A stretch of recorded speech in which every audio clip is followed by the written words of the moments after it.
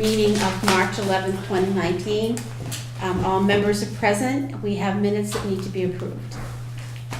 I make a motion to accept the minutes from February 11th, 2019. All in favor? Aye. Okay, we'll begin with the first variance, 16 Emily Lane. Owner's request for relief from local Board of Health regulation. Town Code 350-13, sewage disposal systems on site. Properties with reduction in water consumption.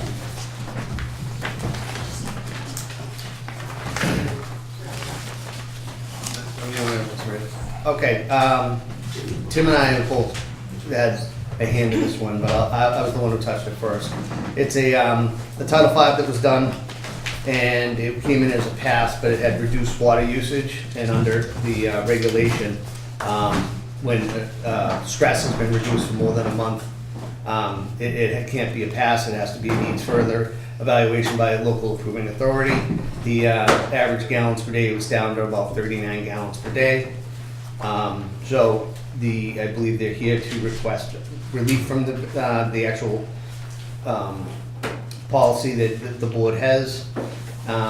Just a reminder, the policy, as Kristen stated to us, was originally enacted for the people at home because there was an issue with one particular system that had reduced flow. They moved in and then the system failed.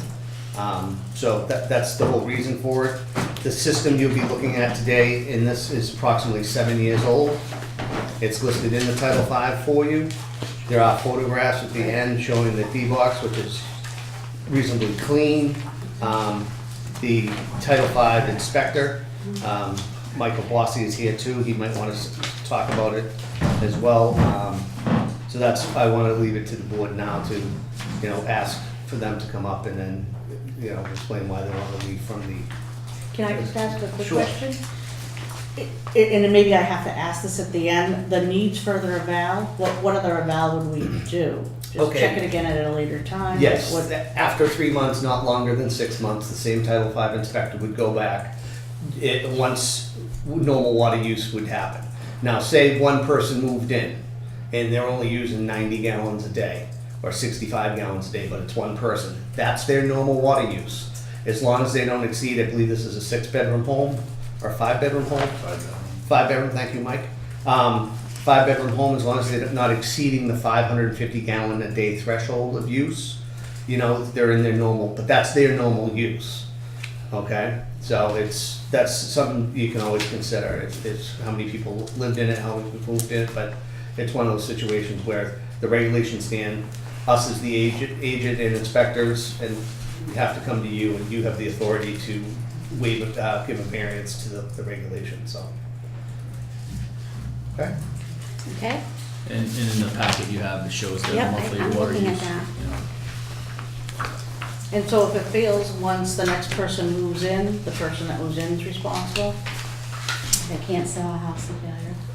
But they're saying to waive There's it. absolutely nothing in Title V that says you can't pass a house in failure. Okay. Title V does not get into it transferring in one way or the other. Do the people that move in have to be made aware of this? They do not. In your past times that you granted this type of variance, the buyers and the sellers were both present and understood what they were getting into. Okay. The situation that Mark alluded to before, when this happened, everybody got sued. Okay. Is anybody here representing the buyers or sellers that might want to say something? The buyers, you're the seller. Is the buyers here? He wasn't able to make it. But because this came to light before I'm the. Come on up and introduce yourself. This is probably a For the good record, time. Yes, please. We're not gonna bite. No, we don't, but we just want to get all the information we can get. So I'm Isabel Wilson, I'm the seller's agent. Because this came to light before we went to purchase and sales agreement, the attorneys actually ensured that both parties were fully aware of the situation.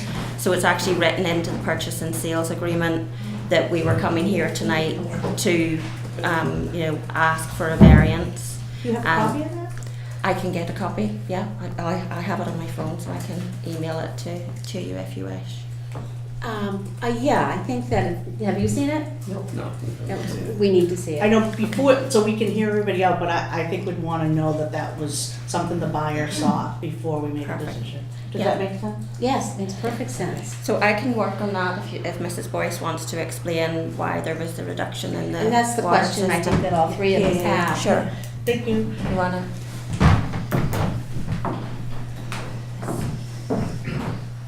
Hi. Hi, You just introduce your name and. hi, I'm Donna Boyce. And so, in the time that we've been there, and I believe that it's about 4 or 5 years old for the system.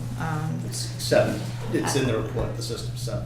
Okay. Okay. But that's young still. But you took occupancy in 2014. Right, So So you've been there 4 years? right, The right, house was vacant before that. Okay. Oh. yeah. So anyway, you know, my husband had been traveling a lot, so it's just me and the kids, and there has never been one issue whatsoever with that house. I mean, it was pristine, never any plumbing issues whatsoever. And I just recently, we're in the middle of a divorce, so unfortunately.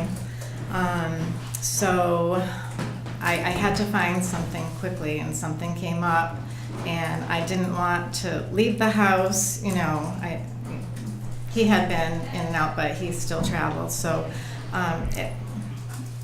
So It- rather than get into we don't mean to pry no, into that's your okay. personal life. No, that's okay. I But just I need to think what we explain. want is an explanation for why the water rate was so reduced.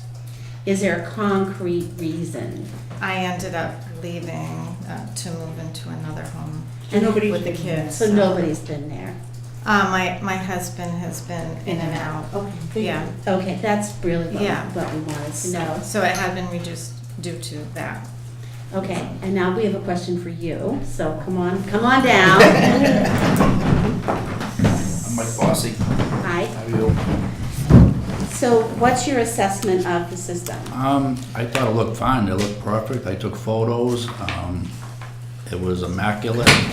The water use was kind of all over the place. You could tell they have an irrigation with the heavy months. Yep, But the debox, I mean, it would show signs if it was overloaded and it was right where it was supposed to be. I mean, it was perfect, you know what I mean? And I did the Title V inspection 4 years ago when it was new. So I guess the house sat there for 3 years vacant, and it was fine at that time and never had any use. So, and then I guess the person that's moving in is 61 years old, single man, so in 3 to 6 months, there isn't gonna be any much more water use than it's already having right now. So it's a 5-bedroom system. You know, it's That's designed to big. handle 550 gallons a day, yep, but okay. Do you guys have any questions? I want for our agent. I just, Isabel just emailed me, and I have my phone here, of the contract. What I can do, it's quite a bit. Do you know what number it is in that? I'm just scrolling Okay. through to find it, yeah. Okay, shoot your question, and So the fact that, is there any bearing on the fact that there's not gonna be a lot of water usage anyways when the 61-year-old man moves in, and the fact that way back when it was never used and it's been fine, does that like have any bearing on all this? I think for needs of comfort from you, that it's been a system used for 4 years, that it's a rather new system, so it gives you a little ease of comfort. And this document here showing that the buyer knows what they're getting, I think would give you that other level of comfort. You know, it's just these are not cookie cutter. Soon as we see the trigger, Right, that's why we exactly. allow the variance process to happen. Okay. Well, you allow the variance process to Two happen. things. Is his signature on that? Yes, that's item 47, Mark. God, you testing my eyes. And what's your recommendation? I don't know if they can. We can't Just really we stay recommend. neutral. Well, I know we've done it before recently. I'm No, it's You okay. have, yeah, we you We have. just did it recently when Every both the situation is buyer and different. seller were Right, here. right, Knowing right. what they were getting into. Well, if he knows if he signed that. So we've done that Yeah. before for that, and I I was guess, gonna read item 47 for you if I can get it, the font big enough. can we print it? We can. I can go to my desk and print it and bring it I'm back. just thinking it might be easier for you to. I was gonna add it to the record, and staple it to the Title V, just highlight that section. Let's see, Title V. In accordance with the requirement of Title V, seller agrees to provide the buyer with a copy of subsurface disposal inspection form which indicates that the system has unconditionally passed inspection. Additionally, if the Eastern Board of Health determines that any additional upgrades, maintenance, or repairs are needed for the septic system to comply with all local requirements relating to the water flow or stress, then seller shall complete all such work at seller's sole expense and provide the buyer or buyer's attorney with the necessary compliance documentation before closing. Did it pass unconditionally though? Can we say that? Well, it says it needs further evaluation by the approving authority. That's what So they're. we can't say it passed unconditionally, we can just say they know that we couldn't tell, right? I don't speak lawyer. I got a lot in my family, and I'm pretty sure we can't say it passed unconditionally. Well, I can see Well, that, we can all when see you- what it when you- says, but that's why they're here. So it's not a conditional pass because it doesn't meet the criteria, so it would say needs further evaluation by local approving authority, so that's what we changed it to. It says all local requirements relating to water flow or stress. So that is part of our needs further evaluation. Okay, but isn't that the point of the variance? Isn't the point of the variance to say that we understand that the system is working? I'm just gonna be very honest, and I'm not a lawyer, and I'm not gonna sound like a lawyer. Why should we hold this up for six months for Three, this family? yeah, yeah. Why should we do that? Can we change the wording on that, on the lawyer's document, just to say that we recognize that this is where we're at, but the seller's gonna take responsibility for it? The two attorneys discussed it at some length, and that was what was agreeable to both parties. What were you What- reading? what But the attorney would presented. not write that. That's a, yeah, that's different. Would you like to read it? Yeah. Because I know it's been through kind of fast, number 47. Okay, and then pass it over to 68-year-old eyes. See what, it just doesn't seem fair. I just can't sound like a lawyer, because I'm not one. And you? Definitely not a lawyer. So let me ask you this then. Okay. It says that they're gonna give the buyer a copy of the subsurface sewage disposal system inspection form. That's the one you did? No, it's one Mike did. Mike did. Which indicates that the system has unconditionally passed. So you're saying that there'll be no problems with it, so you're taking ownership. You'll end up paying all the costs and No, there's a no, problem. No. Because right on the front of that form, Yeah. it says, pretty much, I'll put it in Reader's Digest format for you. Thank you. This is a snapshot in time. It's like taking a Working Polaroid. as it should on the day of It inspection. can pass today and fail tomorrow. But that would be true for anybody. It's Correct. exactly. That's Exactly. exactly what That's the form not says. Yeah. unique to this That- situation. Exactly. Whoever constructed the system when it was new, there was cast iron covers right below the mulch bed, it was risers on the deboss, all the stuff you don't usually see, so it was very well constructed when it was put in new. The soil beneath it was a 3-minute perk test, a perk rate as well, which is very good, so, I mean, it should last for a long time. Well, yes. So This first That's thing is that's why I no mentioned use. you know, if you worry about, you can take a little comfort in the fact that it's a 4-year-old system. Well, 7 years, but left dormant for whatever time. So it's by this one Mike. right here. Okay. You could make a bigger picture. So, and I guess my question too is on this page, you know, it's saying it's passing and it's not conditionally passing, so therefore isn't it unconditionally passing? Well, No, originally it was submitted as a pass, but I review every Title V that comes in and I look at the water records. And so the last 2 months, when it went from a few hundred a day down to 30, triggered me like, that can't pass Okay. per our regulation. Okay. Oh, that's a different topic. okay, so if repairs were needed to be made to this system, It would have been a conditional pass. If it was a broken pipe, yes, that's a conditional pass. so what would you do? A conditional No, pass. no, Yeah, that's yeah. not what I'm asking.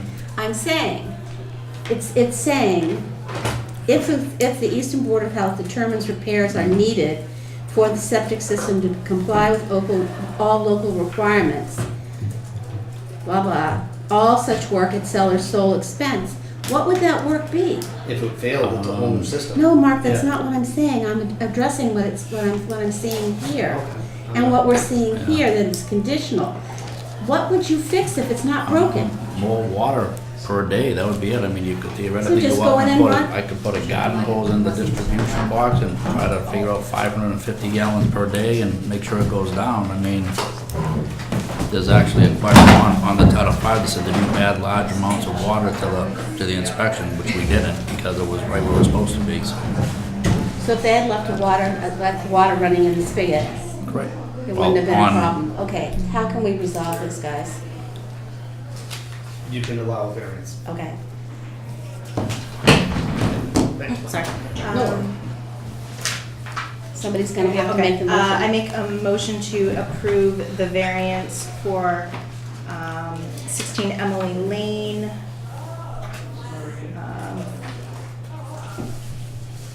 For the sewage disposal system and the on-site properties with reduction in water consumption. So, do you want a second? I just don't want the seller to end up in a pickle. I don't I think mean, the this- buyer. I don't want the buyer to be in a pickle either. I want them to be able to move forward. It's the only way. Can you second? I can't second.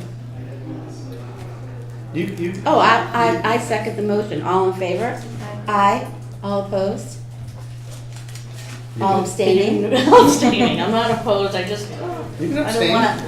I'm abstaining. So two pass, one abstain. Okay, so, Lynn, did you abstain? Yeah. Okay.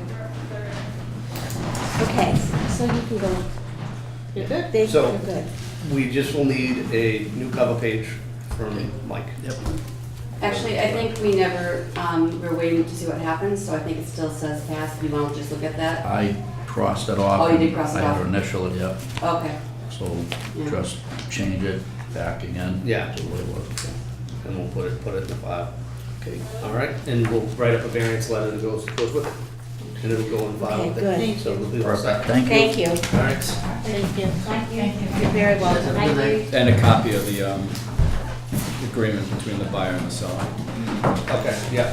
The one I sent you wasn't fully executed, I'm gonna send you another one, it's just on my. You have Tim's email Yeah. to send it to both of us? That way if I'm not in and he's in there, one of us has the paperwork. Yeah, and I'll so put it the together. one I sent you signed by the buyer, Okay, but it's not signed by John and Donna, so Okay. I'd rather send you the full. Yeah, both signed. Fully executed version. All right, Okay? sounds great, thank you. Just for see. all right, good luck. All right, thank you. Meeting hall. Bye-bye. Actually, this is, Mr. Gotcha, the buyer. How do you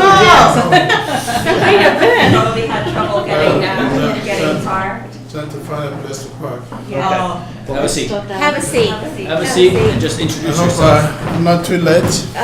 Hair's breadth. Yeah. Hair's breadth. Introduce yourself. Emmanuel Gotcha. How do you do? Good, and you? We're the Board of Health, and these are the Board of Health employees. So Mark can fill you in, and then if you have any questions or any comments, we'll do our best to address them. Sure. Okay, so you're aware that the Title V came in with low water usage? And that's why we pulled it aside? So, What do you mean by low water usage? okay. So, The house is on a septic system. You're aware of that, right? Well, that's what I was meant to understand. Okay, so pretty much every house in Easton is on a septic system. That's what I was meant to Okay. understand. Septic too. systems are built based upon bedroom count. And each bedroom is assigned 110 gallons of water per day In your case, the house that you're buying is 5 bedrooms, 550 gallons of water per day. Part of the Title V inspector's report, he checks all the components, checks the septic system, looks in the tank, looks everything over. Part of the report is they have to generate a water consumption report. I'm giving you a copy of it. It's right here. This is what the water consumption report is for the house for 2 years. This is the average daily water use. As you can see, it goes, 130, 174. During the summer months, it ramps up to like 1,000 gallons. Most of it is irrigation. Okay, then it drops back down during the summer months. The last 2 months was what caused us some concern, is the water use dropped down to 39 and 38 gallons a day. The seller is here. They explained to us that they're in the process of selling the house and going through a divorce. Some members of the home have moved out, and somebody has stayed behind, but they're not in the house all the time. And they travel a lot. That's why the water use is being You know, there was used. an absence of those situations. If the water usage falls below this or up to this, that means something is wrong. Not wrong, it's just they're using, part of our local regulation says that if the system isn't experiencing the same average stress over a period of time, and or if the house is vacant for 30 days or greater, the Title V cannot pass. So in our eyes, when the water usage was, 174, 915, then back down to 219, 208, and then dropped down to the 30s, that caused us some concern. Now, your septic system at the house it's a 7-year-old house. It's our understanding that the first 3 years the house was not occupied, so there's only been occupants in it for 4 years.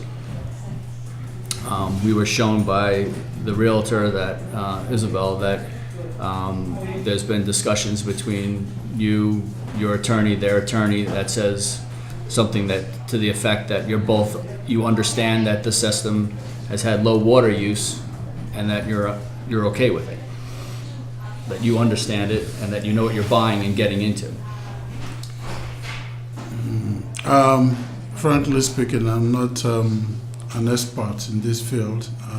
In my previous house, I lived in a public. At sewer? Right. So this is my first experience, and so I'm still trying to understand the pros and cons Okay. involved. That is my primary So objective. let me also add that what those numbers did, more than anything else, was trigger an investigation to see if there was something wrong. And they've investigated, Mr. Bossi's investigated, and now I'm not an engineer. I'm a homeowner, just like you. Well, just like you will be. And if they had left the water running in the sink so that the average came up, there'd be no discussion today. It's as simple as that. Okay. Right. But they chose not to because most of us choose not to leave water running in the sink. That's it's wasteful, and That's common sense. so to my way of thinking is that this is a regulation in search of a problem rather than a problem in search of a resolution. That's my opinion. There are 3 of us. We all have different opinions. I'm not making any suggestion to you. This is something you have to weigh on your own mind.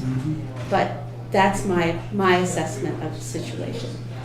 So my question goes back to the fact that is there any standard that the water level has to be or maintain on a daily basis? I have a little, think of it this way.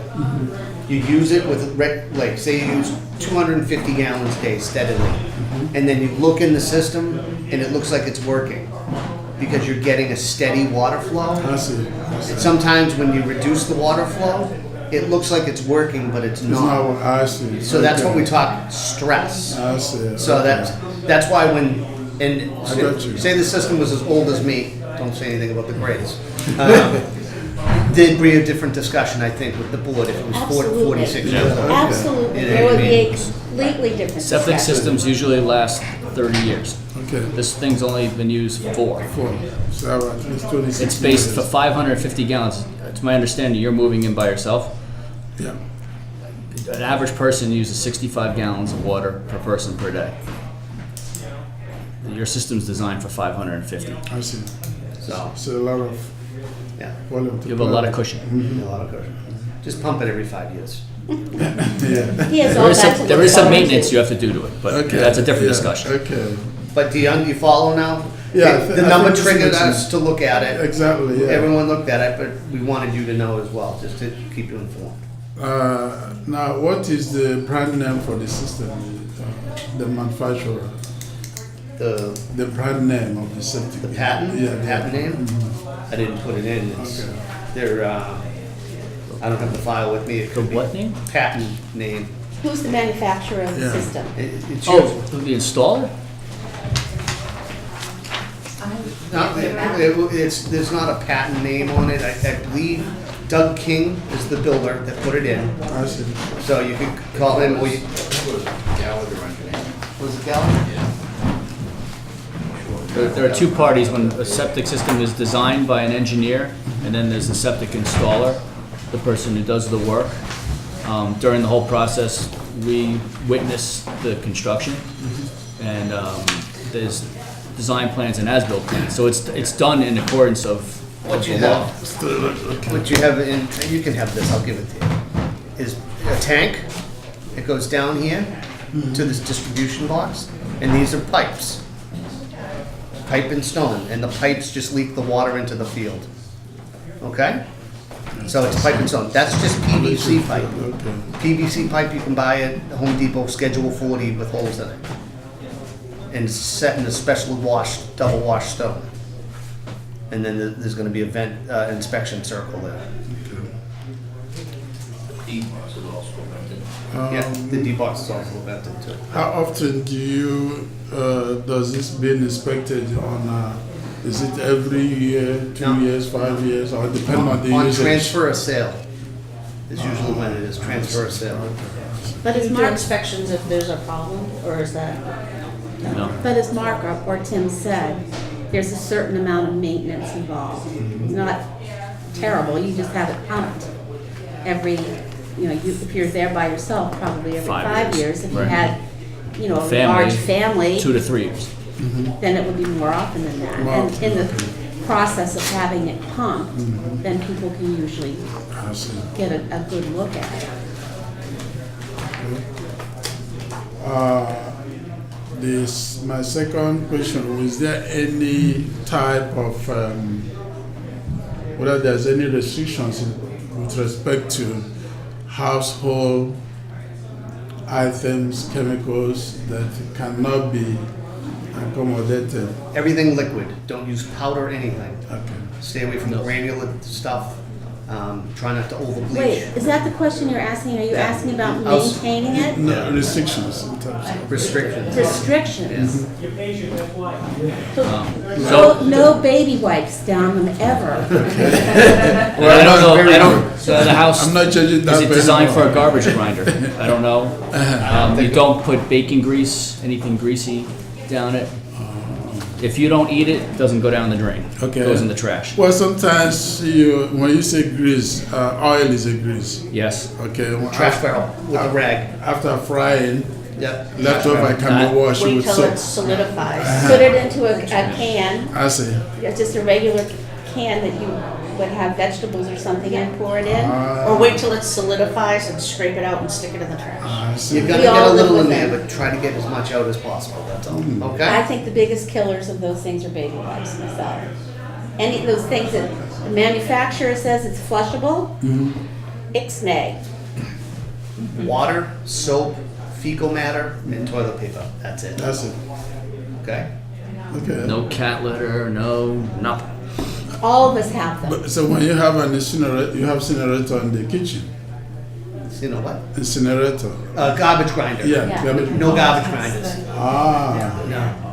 I can test that. Does the house have a garbage grinder? Down there. So the homeowner now never does any of those things, she said. So So, I've never, and I agree with you, I've never trusted white bees or anything Right. like that, so, and I don't have little kids, so.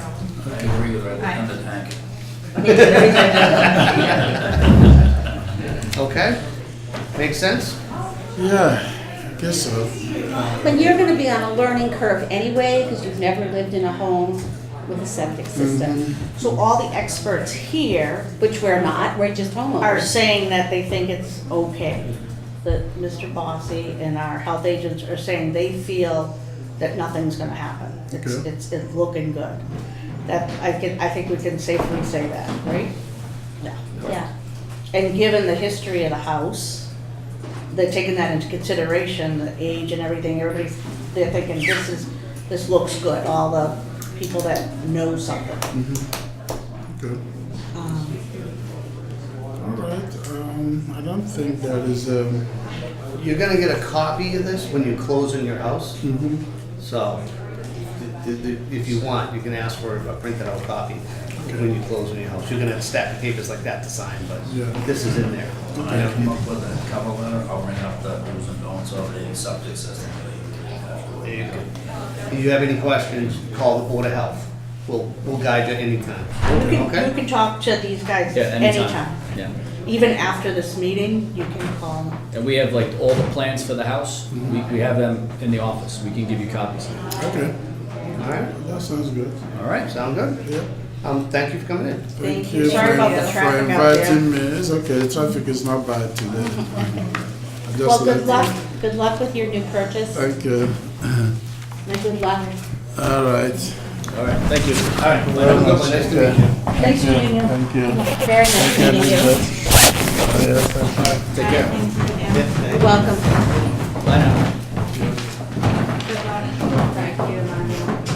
All right, Kristen said she's down at the selectmen's meeting and we'll be back up. Okay. Sorry, Dr. Hartman. All right. I was gonna give you mine. Did you take your whole packet? I don't have one. What's all right? Okay, so are we gonna go right into Dr. Hartman? Well, it's good to see you again. Thank you, it's been a while.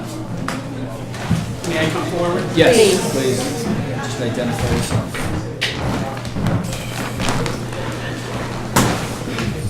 I'm Dr. Lester Hartman. I'm the pediatrician in Mansfield, Westwood, and Easton.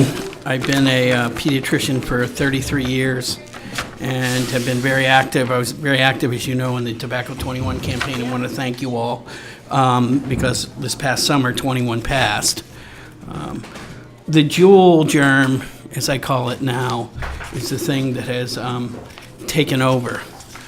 And we're going to do the slides. I had a set of slides. Wait, I thought we were discussing the restriction of mint and It will menthol be. tobacco products. Yeah, Not Juul. well, Juul's part of the problem. Okay, I don't know, how familiar are you with Juul? I'm familiar now. So Yeah. basically, Not as Jules, familiar as her, but Jules, nobody's as Jules familiar. was that one item that made it skyrocket. The e-devices were around for a while, but then when the Jules came on, That's one. Sorry. This is the other one in your stores. This is the other device that is popular now in California and will be increasingly popular. Yeah, this is what I see on the street. Well, this is the most popular. and that little top thing's the cartridge that contains the. If you pull it off, you can see. So you buy these and they're you buy them in a 4-pack? By these? Yep. And you'll see kids, you'll see like these little things. This is the 4-pack. Oh, lovely. And shall I demonstrate some of this or not? It's okay. All right. Unless you feel like you need it. No, it's irrelevant. and this is mint. This is the ask that we're asking, if you'd like to look. And I think there were a number of other slides that were up there that I'd asked for that Kristen said were available. Sorry. Every slide. Oh, okay. Yeah. Yeah, we might have trouble with the sound. Yeah, I'm not going to do the sound. Okay. I'm not going to bother with that, but I'm a little confused because that's not the first slide. Oh, we were testing the sound, that's why we're there. Oh, okay, all right, great. Just hit from the beginning. Yeah, I like to run through the history. I just did this with Maura Healey and Senator Lewis at a conference. So if everybody's fully aware, I'll just bypass the Juul stuff and go to menthol. I think we're good, please. All right.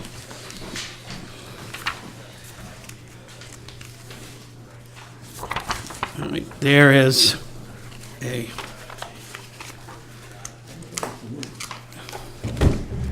Yeah, that's what I was trying to figure out, because I'd like to at least go through some of the, do this, the secondary pivot, I call it.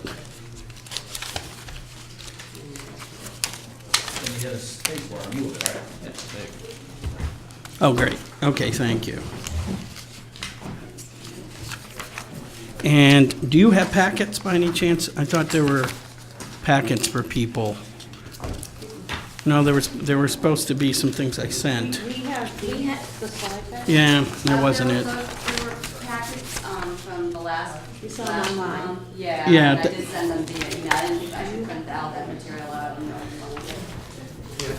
One of the things was the Truth Initiative is the best and most informative around mint and menthol.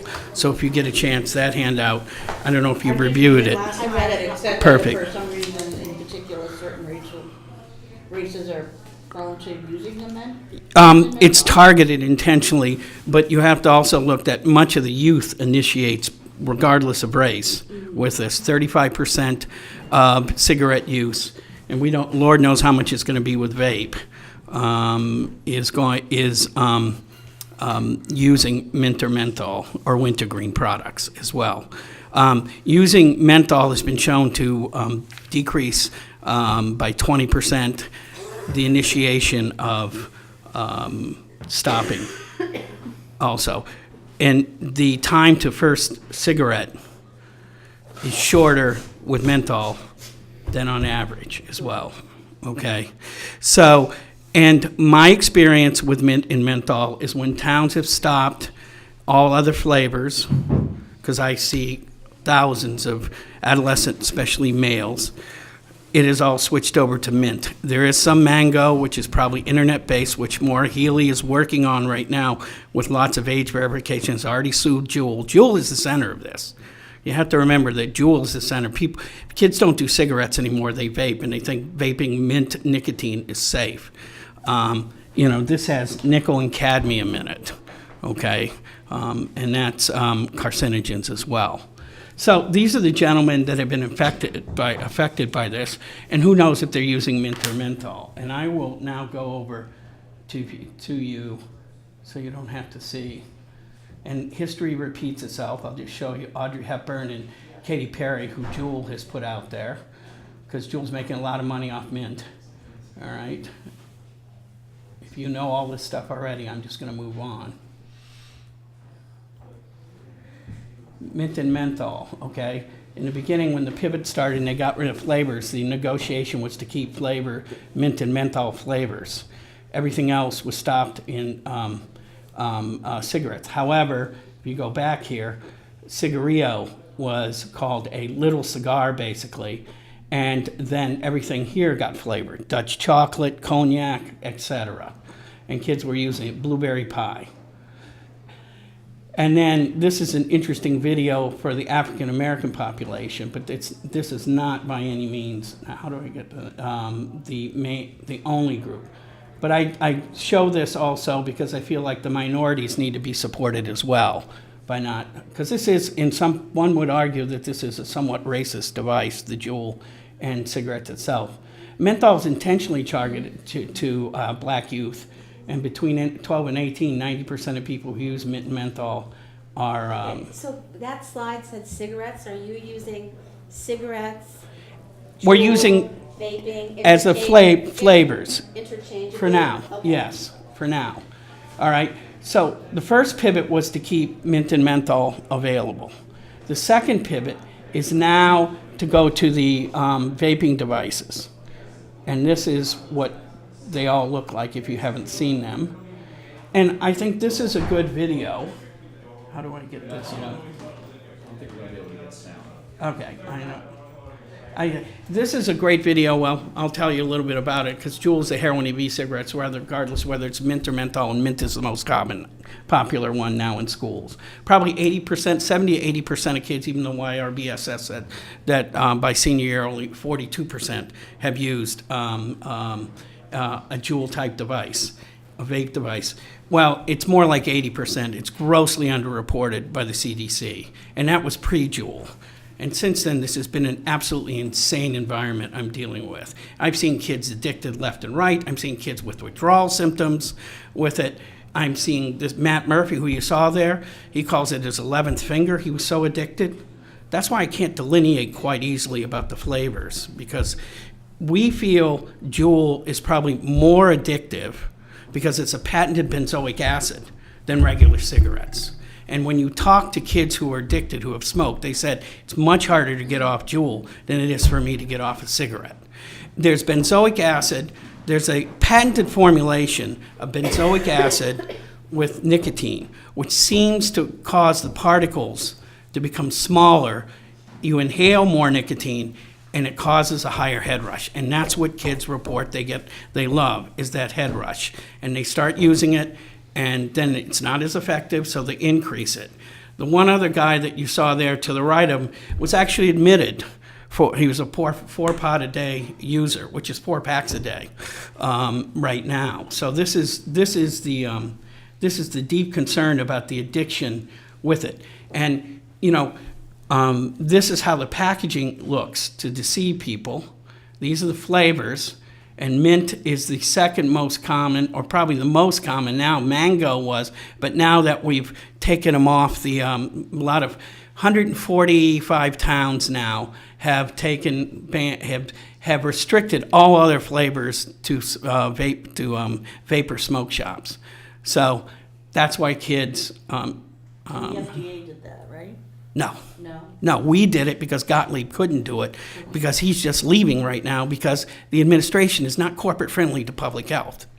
All right, this is a public health emergency. If you look at that handout on menthol, this is a public health emergency for the health of the kids. This is an infected virus that is spreading ridiculously, and 28% of kids are estimated to be addicted to nicotine. That's at the same level of high school students in the 1960s. Nicotine in and of itself is harmful. They say nicotine is clean, it's only the tar. So that's how kids are being taught. 60% of kids at one point who used Juul didn't even know there was nicotine in it. And this is the key that's misleading. This device is a teen nicotine addiction initiation device, and 90% of what kids use are flavored. That's what they want. They want flavors. The goal is, if we restrict the flavors, they won't get to it. The amazing thing was San Francisco, who did Proposition E. They banned every flavor, including mint and menthol, from the city limits. It shut down every vape shop in there. And they did this by a referendum as well. Chicago has restricted mint and menthol and has had lawsuits against it. Minneapolis has too. So we're behind the times with this. I'm not even going to bother with that. That's a ridiculous study that's in the New England Journal that was very poorly done.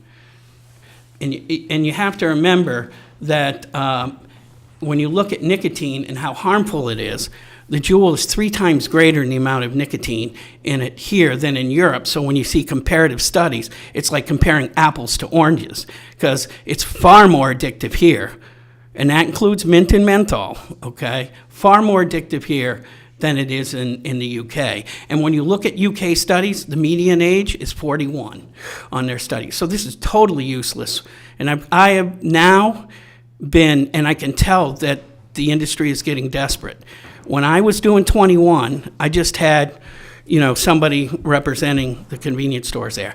Now I go everywhere. I have a lawyer there, and they're going to get a BU professor involved now who thinks vaping is the best thing since sliced bread, who's an internal medicine person, not a pediatrician. And this is the part, they're stepping it up because they're really concerned about what Massachusetts is going to do. And the administration, FDA and the administration, is not going to do it. The FDA had said it was going to restrict everything except mint and menthol vape. It was going to restrict tobacco, but not mint and menthol vape is what they're doing. Juul says, oh, we'll pull the flavors out, but we're going to keep mint and menthol. Nope, haven't done it yet. So I can't rely on the FDA. We as a state need to set the example for the country. We really do. We already have, the first town to go to 21, we were the 6th to be in the country. Boston is looking serious at this right now. We're working with Boston as well with it. So we are the 8th or 9th worst state in the United States for vaping. That includes mint and menthol, all right? And this is what the sleaziness of it in Britain. They had Stoptober, which is October, and then it was sponsored by some vape company who called it Swaptober.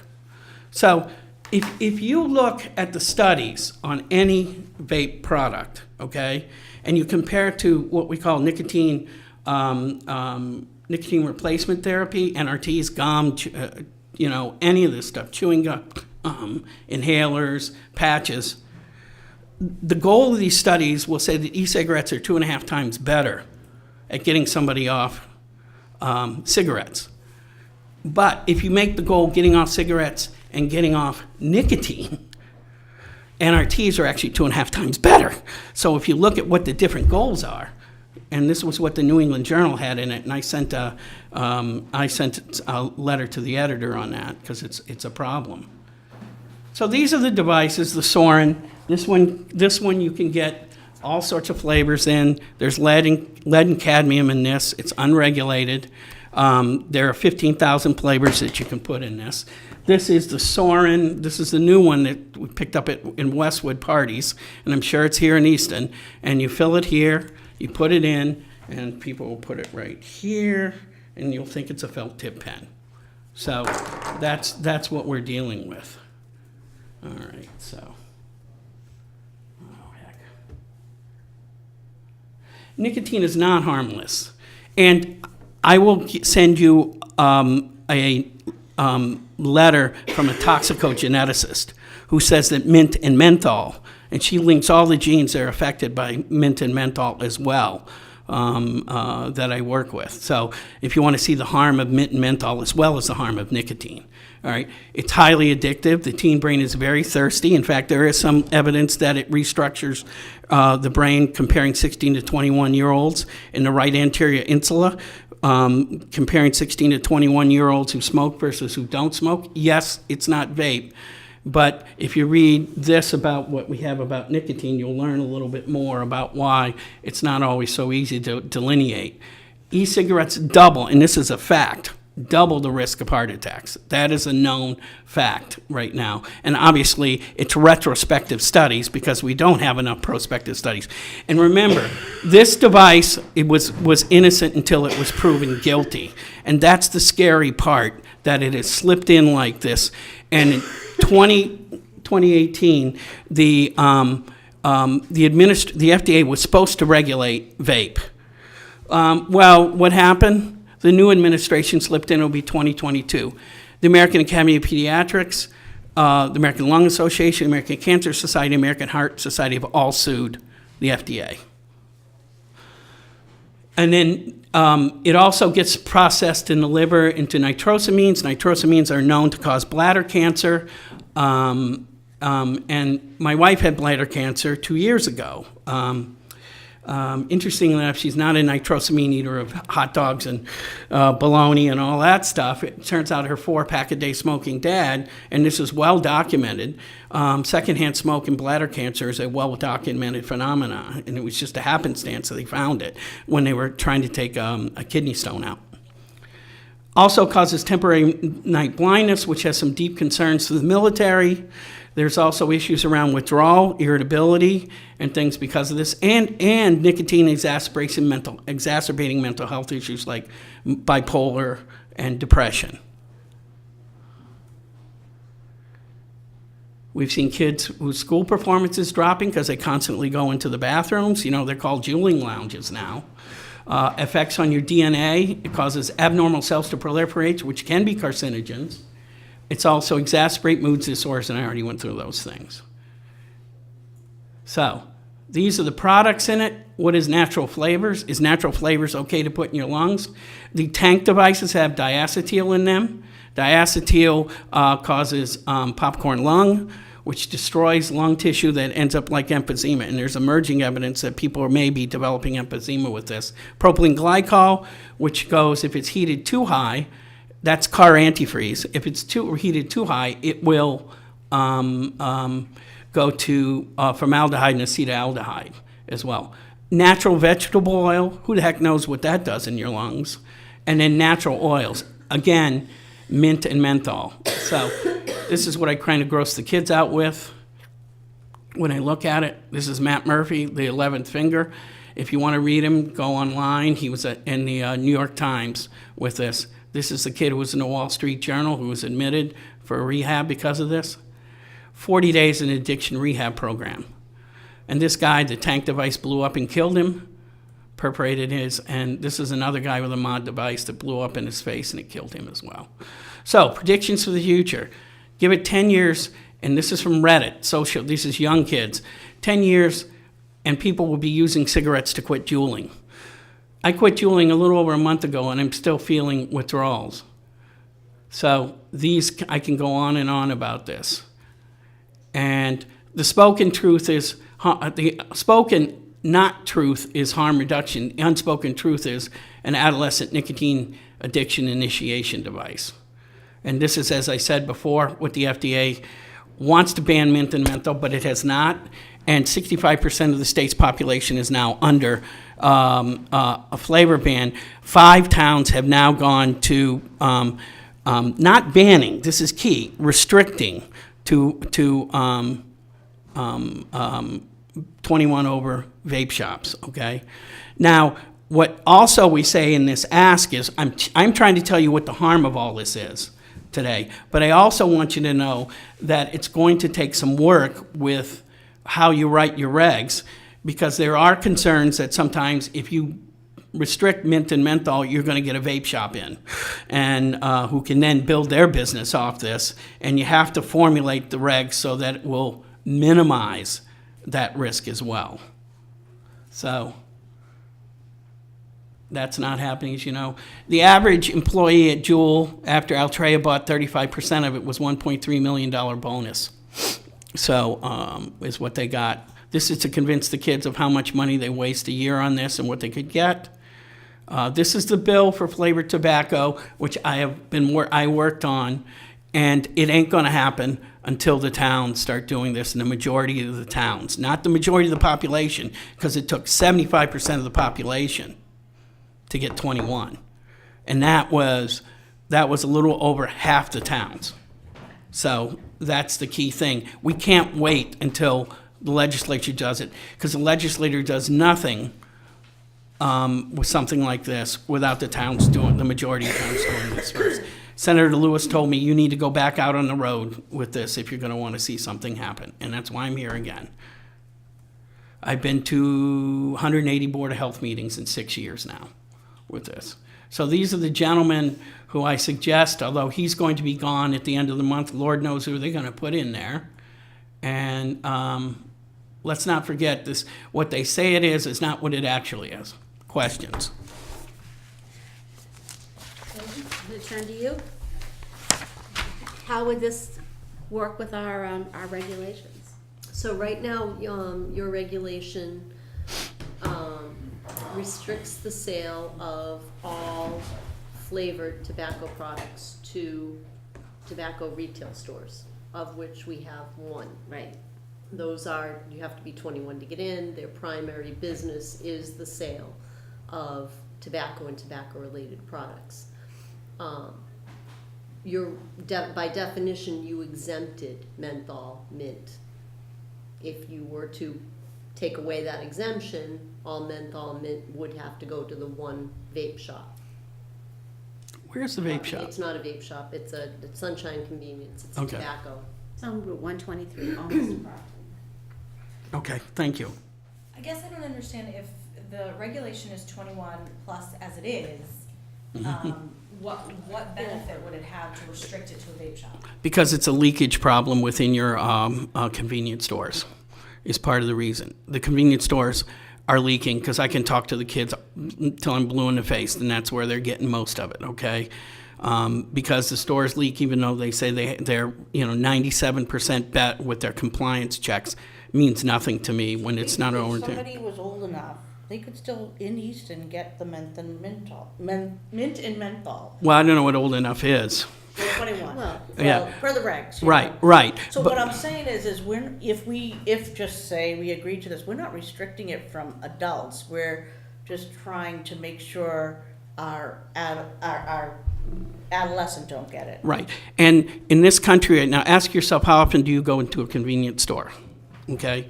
On average, the American child, and not in gas station, but on average, the American kid goes 1 to 2 times a week to a convenience store. And that's where, if you look at the per foot advertising for tobacco and vape now, it's huge in convenience stores, and that's how the kids, 1, get exposed, and 2, buy it. Eventually, they may be buying on the internet when we do this, but hopefully with Maura Healy working on the restrictions, that's going to be, because she's already written cease and desist letters to the 2 major internet vape distributors. I am totally misunderstanding something. Are we talking about mint and menthol that are already restricted? Yes, No. they are. They're exempt. You can, in your convenience stores, you can sell. Why are they exempt? When That's- you did the regulation, Yeah. that's Well, what. that was Well, hang on, let me that was the finish the history of second. 2009. Let me finish the second part. Are we talking about banning these devices? No. It That sound- would be a completely separate issue. It sounds to me though that they're being married. No, he's just giving us history, I think. That's my understanding. There are towns that are looking at this, and this is where DJ Wilson and Cheryl Zabar come in, because there are towns that are doing this, other ones aren't. Ashland, Needham, Dover is wanting to do this, but Ashland, Needham, Somerville put Juuls in the convenience stores, and a group of convenience stores, they're suing them for that, and they're waiting to get the precedence on that one right now. But it's as much the flavors as the devices in the kids. So that's why we're trying to go for the lowest hanging fruit to get done first, because it's leakage. There's still enormous leakage in the convenience stores. Why wouldn't there be in a vape shop? Because it's 21 only can enter. It makes a difference that way. Plus the advertising is a little different, because oftentimes they don't have huge signs all over the front of their window. And if you're not 21, they've been pretty good. They're locked. Yeah.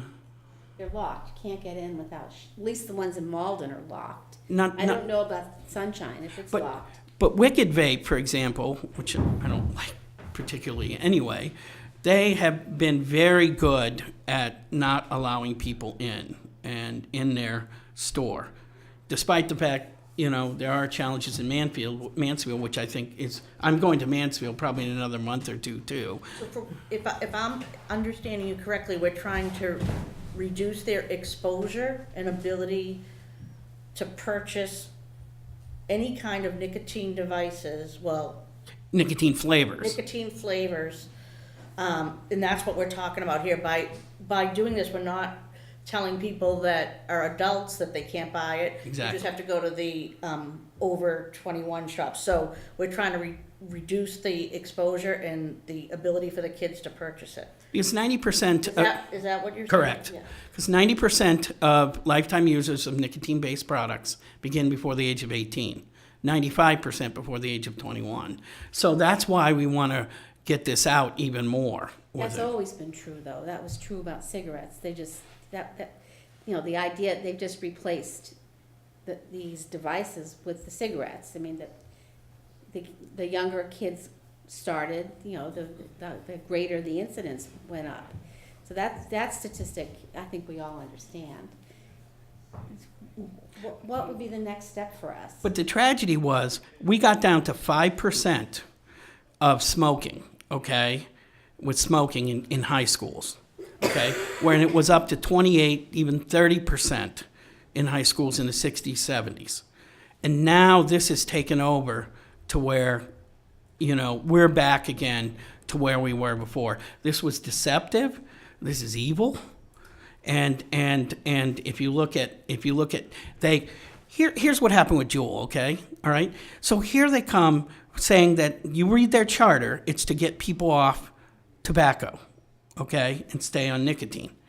If you look at their Facebook page, you have Katy Perry on their Facebook page, all right? So this is the problem. So our regulations worked. It's just they've changed the game, and we're always going to be morphing with the industry and always going to be fighting with them. Yeah, because they're always going to think that they're smarter than the next person. That's And so we put in the way for years. There was reductions as a result of all the regs we've had. So we're basically, if I'm hearing you correctly, we're starting again to fight the tobacco industry, to not have people get addicted, and this might be one way where we can reduce Correct. exposure and. And it depends on how it's so confusing because vape is considered a tobacco product legally because it has to be extracted from a tobacco leaf. Nicotine has to be extracted from tobacco leaf. But the vape industry is separate from the tobacco industry, but it's coming together. As I told you, saw what happened in Altria. More and more. I'm going to see kids tomorrow where the mother has me speak to 3 of their kids. If you look at my car, it says, Juul, get out of my school. I got these signs all around, and I'm the guy that they want to talk to about addiction. Because we don't even know how to fix the addiction yet with these kids. So, deceptive marketing aside, if we're talking about removing the mint and menthol and moving it to a vape shop, is that to my understanding means that the unflavored Juul products will still be available in the convenience store, correct? They can be. I mean, Somerville changed that. But we're not asking for unflavored tobacco products because that's not what attracts kids. What attracts kids is flavors. But I'm wondering if there would be a greater interest in the unflavored products if it's easier to get. I doubt it because that's why the FDA in 2009 banned flavored cigarettes. Because the uptake by kids was so huge. And by the way, there are about 4.9 million kids now using pretty much Juul. And that's why Juul was rated, I don't know if you knew that, was rated by the FDA. The FBI for the FDA rated Juul. And because of their marketing practices, they think it's deceptive for kids. We have to try every avenue to reduce this. And as a pediatrician who studied tobacco at Harvard School of Public Health for a year when I was 53 with an old brain, this is what I walked out of there that I wanted to see done. And 21 is only one thing, and 21 certainly will help if it only goes to 21 plus shops and the kids aren't exposed and there aren't minors who are behind the counter giving it to the kids, or even not minors, but and there's movement towards this, and even regulation fines. I mean, these dinky 100, 200, 300 fines are very dinky. We're suggesting 1,000, 2,000, 5,000. And some people are even suggesting now in some states now to pull your license with one mistake right now. So there are some people that are doing that too. We have to get hard on this industry. We've been down that road before. We had to get hard before. And we were successful for quite a while. So, and I'm already committed to about 20 more towns, and I have about 20 towns that I sent a survey out who are interested in doing this as well right now. And as I mentioned, 65% of the, I'm sorry, 65% of the population is now under the flavor restrictions, but not mint and menthol. And I can send the map to you with that as well. So for tonight, we wouldn't this was just informational and we would have to put it back on here, or? Yes, tonight was informational. What you. Thank you. What I was the- just trying to figure out like Yeah, what No, I our understand. next step was, sorry. No, what Yeah. if there is to be, you could table it, you could think about it, you could come back to your next meeting prepared to make a decision as to whether or not the next step would be identifying, if you do want to change the regulations, what changes you want to make. Once you have that nailed down, you would have to have a public hearing, which we need to advertise in the newspaper at least 2 weeks before we have the public hearing, at which time you would hear feedback from the community, all sides, and then you can table it at that point, or you can vote on changing your regulations at that time. You could make the decision tonight that you feel strongly that you want to move right ahead with a public hearing. May I say something on that? I think there are so many variations. 21 was 21. There are so many options with this and variations you can do. You were asking about the restriction of the equipment. I think DJ or Cheryl would be good to, before you even make a decision, to come in and speak with you all. They are the lawyers for the tobacco control. And then there's Sarah McColgan, I don't know who, but I would suggest they come in, they have their set regs. They will go through it with you and discuss with you. So I think it's best to try to make the optimal decision. Takes more than just me. I think 21 was fairly easy to do this. I don't think this is as easy as Okay, that. so in light of what Kristen said, who is the opposite? I mean, obviously, big tobacco is the opposition, but in a small town that's creating regulations, who would the opposition be? It's called the Coalition for Responsible Retailing. I call it the Coalition for Irresponsible Retailing. But what it is a shell group that's funded by Big Tobacco. Attorney and Professor Mark Gottlieb found the information and traced the money for me for the CRR. The CRR comes in and is the opposition. And with the opposition, they have hired to some, and this may be too small a town for them, for that Tilton law. And I have a young lawyer who has no kids, 3 of them that follow me everywhere I go now. I view it a little bit as harassment. And now they're going to get a professor. Because we know we're successful, who thinks vaping is the best thing. And that's adults he's looking at, but he's not looking at kids. And so we think we're getting successful because they're upping the ante of who is following us now. And I feel like that's a sign that we got to keep moving with this, you know. Okay. Can you make motions here or just talk? I'd like to hear from more people, Yes, myself. I would Would too. you? I would too.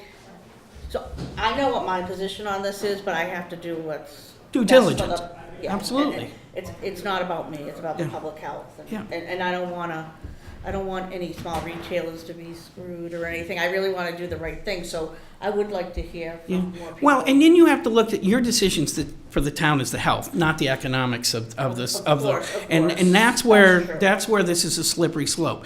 I am here and I make this much money from what I'm doing. What I meant by that Well, was wait. unnecessarily, Right. No, Thank you. I Yeah. think what Lynn is saying, though, unnecessarily. you know, one If of it's the not gonna make a arguments difference. is that they are pervasive in places where kids go.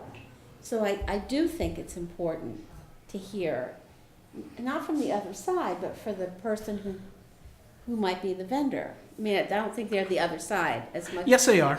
Because, I'm sorry, I'll have to say this. Yes, they are because they're for profit. I am making no money off doing this. I'm not even grant funded. I'm a pediatrician that decided to take this mission on, and I have Dr. Jonathan Winikoff, who's the world expert. It's written, New England Journal. I'm not skeptical at all about what you're saying, but I think we have to be responsible. And That's all. I do think the voice is clear, but remember, they're for profit. They're for what they're doing.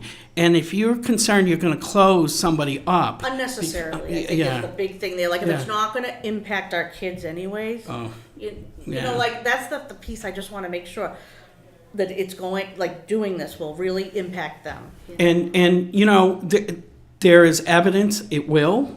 they will argue, because again, this goes back to the whole issue of something being innocent until proven guilty. And this is the whole problem with this whole process. The FDA should have looked this over for 10 years before allowing it on the market, and that's the problem. Now it's here, and now we're addicting kids again, and then our mortality rates have not changed for how many people die per year at this point. Well, I think you should move forward with gathering more information. Sure. And Thank you so much for all you do. I can't tell you enough how much I appreciate Well, what you thank do you. for the youth, honestly. Yeah, thank you. And I'm happy to come back again. I'm happy to go to a Board of Health meeting. I do urge DJ Wilson, if you do choose to go ahead, that one of them come and see you. Because I think they would be helpful in writing the regs. Thank you so much. All right, thank you. Would you like me to have DJ, see, I can email him I tonight. can reach out to him. I've been trying to reach Cheryl and she hasn't responded to any of my emails, so. Yeah, DJ's, Cheryl usually responds, yeah, Maybe So, you can help huh? get her to respond. Yeah, so let me do that. I'll get it so we can. I actually had sent her questions on accessories and things like, and some CBD stuff, so. But Oh, boy. I answered the CBD myself. Thank you Thanks, all. Dr. Thank Hartman. you. Yeah, have a good night. Dark house. Thank you. Yep. Thank you. Sorry if I knocked you out of your place. Oh, that's okay. I didn't mean you to lose that. I have to take a look at this. Oh. Woman is gonna drive me crazy.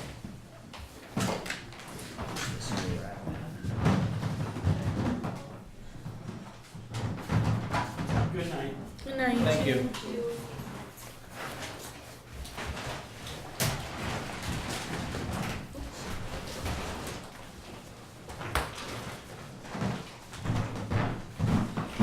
Okay, moving on.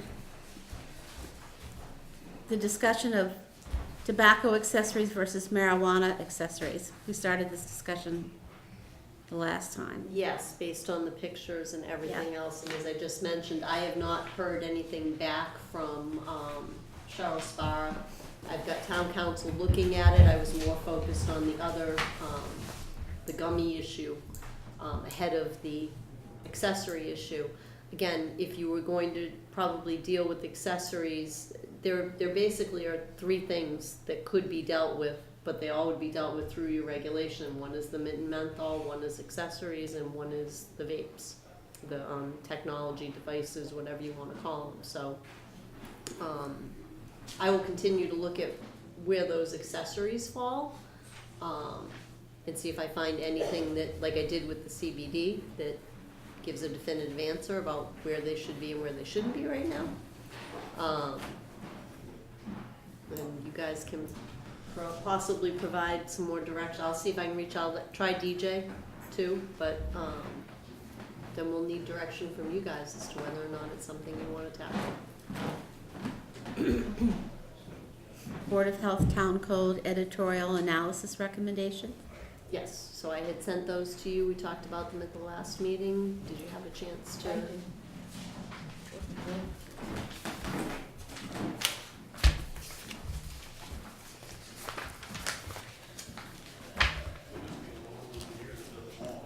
I read it. I'm not sure I understand it, but I read Right, it. that's how I felt. I read it, I was like, I don't really know. So what those I'm are the reading. revisions. Oh, okay, now I know, yeah. Remember the, Yep. The revisions to the existing law. So they had an editor look at all of our existing regulations that we have. Yep. Some of them you'll see are things that they thought contradicted, things where a letter might have been missing or a word might have been missing. Yep. Um, We do this every year, actually. I think. do we? We've never done this Really? before. I thought No. we've looked at our regulations before. We periodically I do. remember one thing came up once since I've been doing this. It was just one item once. I forget what it was, maybe. We did the tobacco reg and we Maybe that was it. combined Yeah. like 4 documents into That's what I one was reg. saying. I did the same with the septic. Yeah, that, Okay. So most of this is semantics, is what it looks like, right, correct? but in order to make any of the changes, we would have to hold a public hearing and then vote the whole slate. Has anybody We just ever can't go asked, correct. has anybody ever asked about any of these things? No, not to my knowledge. So this is a problem in search of a solution? This is something that they undertook in the larger town code book, and these were the pages that were identified that are under our purview. Okay. So this is a huge study. I mean, I think if you look down, we're on pages 104, 106. So it's pretty much every department.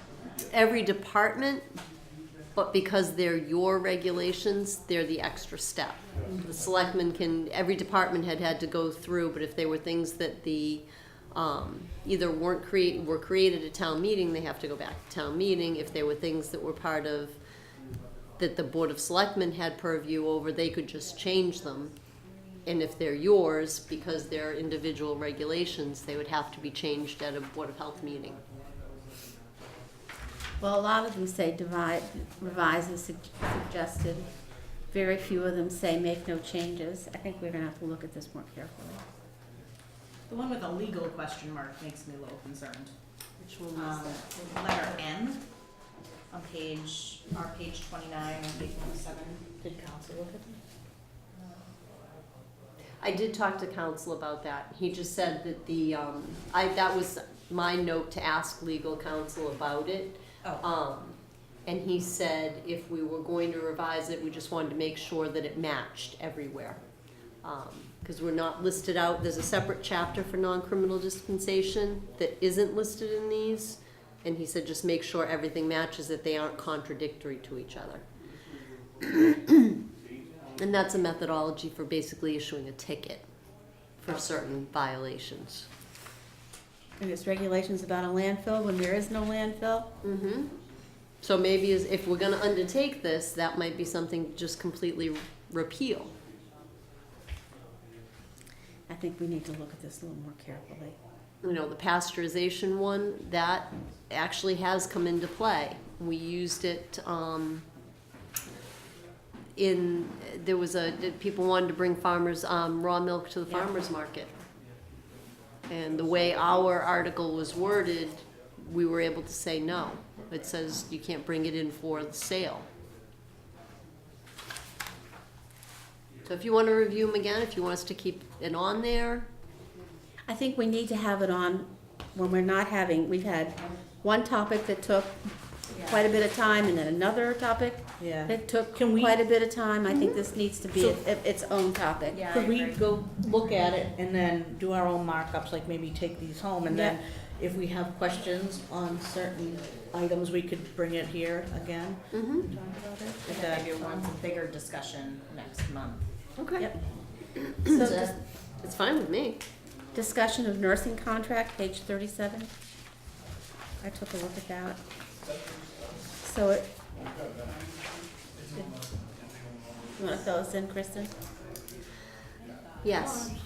For a very, very, very long time now, the town of Easton has received its public health nursing services through a contract with Community VNA in Attleboro. We've been fortunate enough to have continuity in that Maureen Cardarelli has been our public health nurse under contract for more than 15 years. Prior to her, I believe it was Chris Delano. They are getting out of the business of providing public health nursing. The Maureen's position was supported and covered 4 towns. 2 of the 4 towns decided not to renew the contracts. They're going with a different model that involves EMS and what they call a paramedicine model, where they'll have EMS and paramedics and whatnot covering the public People health who are nursing. already town employees. People that are already town employees or positions that are already on the books might be being expanded with grants. I mean, I really don't know exactly what the 2 towns are doing. It's not, I've spoken with our chief. It is not necessarily a good, quick option for us in that we don't already have somebody doing that. the towns that are doing it do already have full-time people, and maybe they're adding more, or they're just expanding that role, but it's not a quick, easy, viable solution for us to share Are there any staff other with them.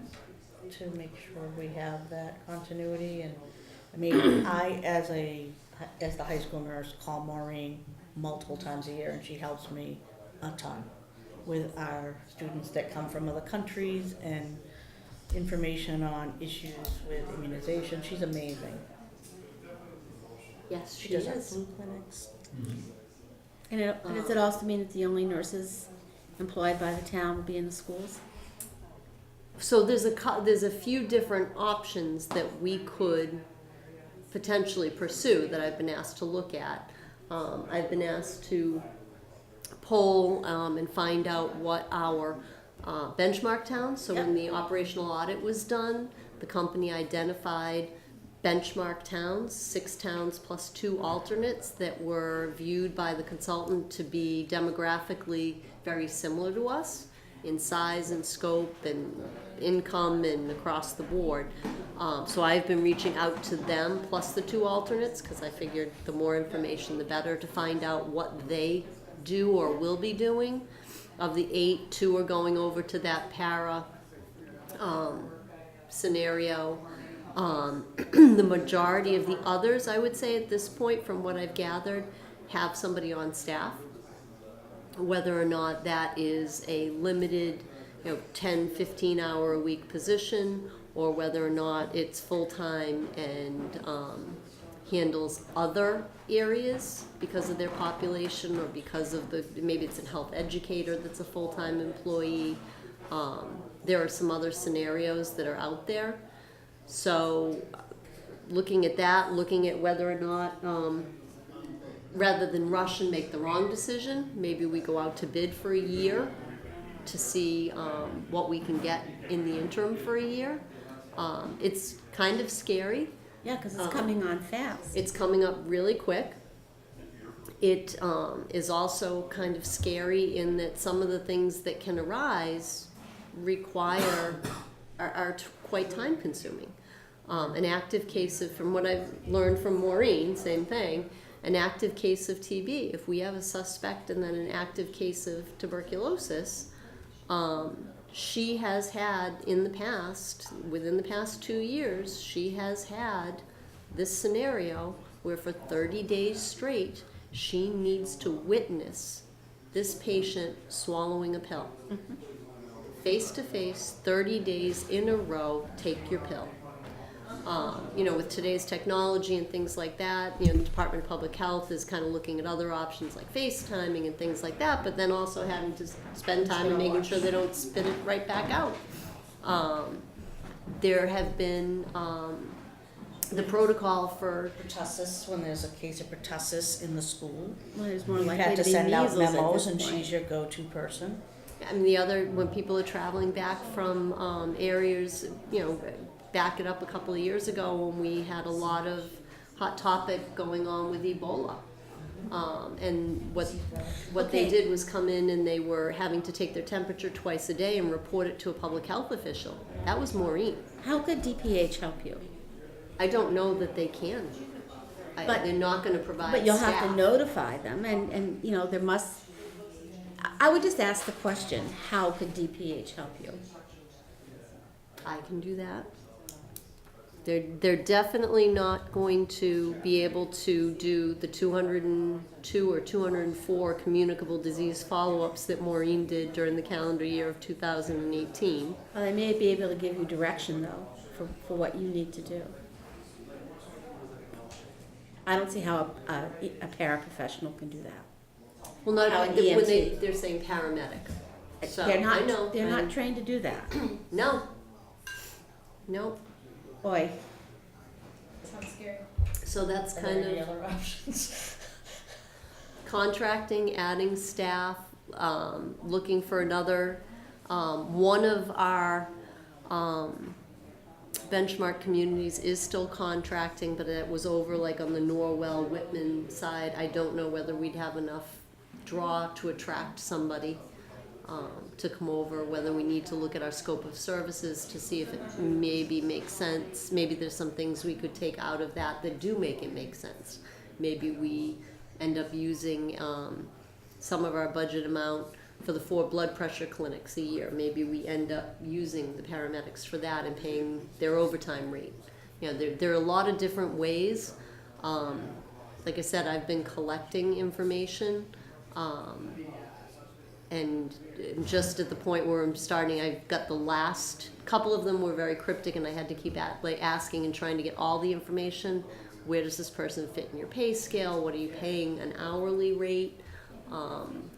What's a contract rate? And you guys use substitute nurses, and I don't know what that rate would be through a service, whether or not those You mean through an types of agency? service. Yes, those They'd be agencies. way higher. Yes, I know. Well, they're not capable of doing this stuff.